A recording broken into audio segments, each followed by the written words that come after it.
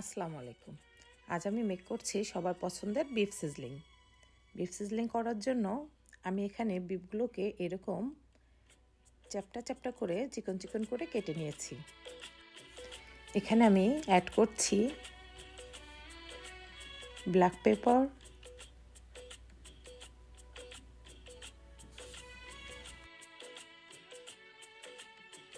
Tomato ketchup,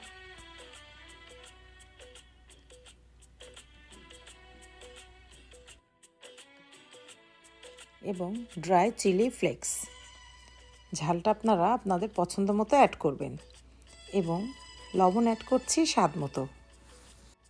এখন আমি একটা ডিম দিয়ে দিব।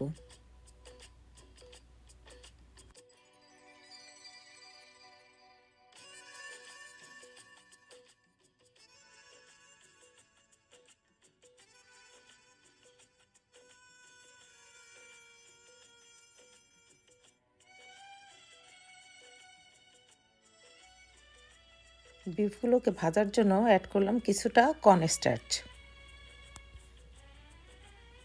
এখন এগুলোকে সুন্দর করে আমি মিক্স করে 3 থেকে 4 ঘন্টা ম্যারিনেট করে রেখে দেব।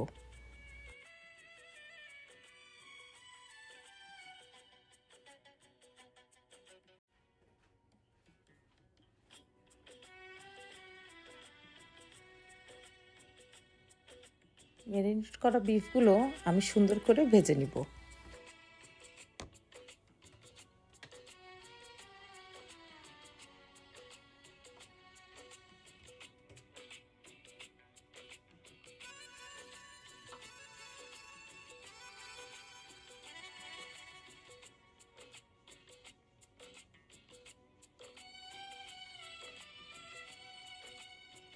এখন আমি বিফ সিজলিংয়ের জন্য সস রেডি করে নিব।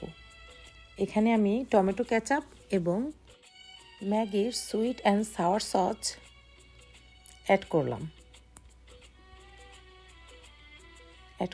3 স্পুন পরিমাণ ডার্ক সয়া সস।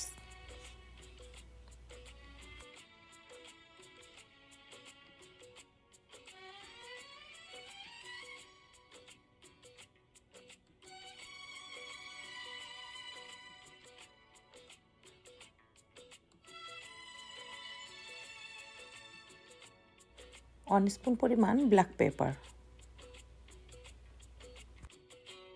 অ্যাড করলাম রেড চিলি ফ্লেক্স।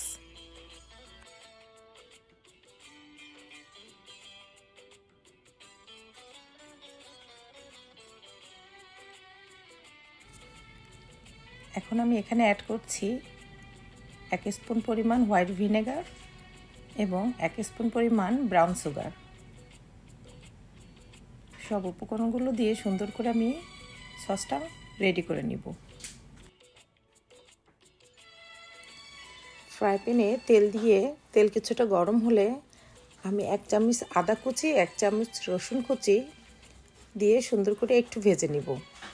তারপর আমি অ্যাড করব কিউব করে কাটা পেঁয়াজ এবং কিছুটা কাঁচামরিচ। কিছুটা সময় ভাজার পর আমি অ্যাড করব আমার কেটে রাখা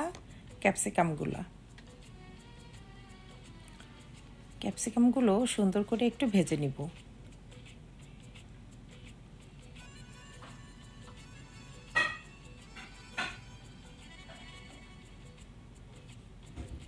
মোটামুটি ভাজা হলে এখানে আমি অ্যাড করব আমার ফ্রাই করা গরুর মাংস অ্যাড করছি। এখন আমি চুলাটা খুব মিডিয়াম আঁচে রাখবো। এখানে আমি অ্যাড করলাম আগে থেকে বানিয়ে রাখা সসটা অ্যাড করার পর আমি বেশিক্ষণ রান্না করব না, অনলি 2 থেকে 3 মিনিটস। বিফ সিজলিং আর সিজলিং প্লেটে না দিলে তো এটা আসলে সিজলিংয়ের মজাটা আসে না। তো এখানে আমি বিফ সিজলিংয়ের জন্য একটা সিজলিং বল রেডি করে নিলাম। গোল গোল করে পেঁয়াজটা আগে থেকে কেটে নিলাম, তাহলে এর ভিতরে যে গ্রেভিটা থাকবে এটা বেশি পুড়ে যাবে না।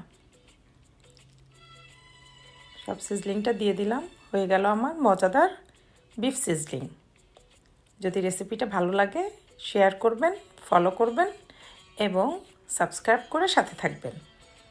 দেখা হবে নেক্সট কোনো ভিডিওতে। আল্লাহ হাফেজ।